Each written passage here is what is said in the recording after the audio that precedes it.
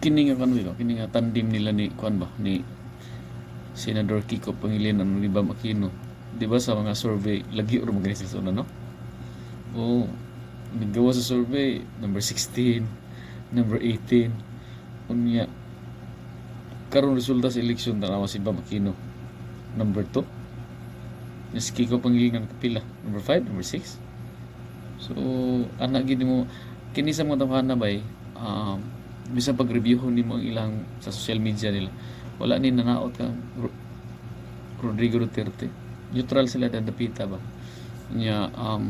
Personally ako nakita na ko ba nga kanang daghan na mo kay against sa administration karon nya sila kay opposition man ni original, so more or less mas ni pabor ang mga tao sa mga opposition karon.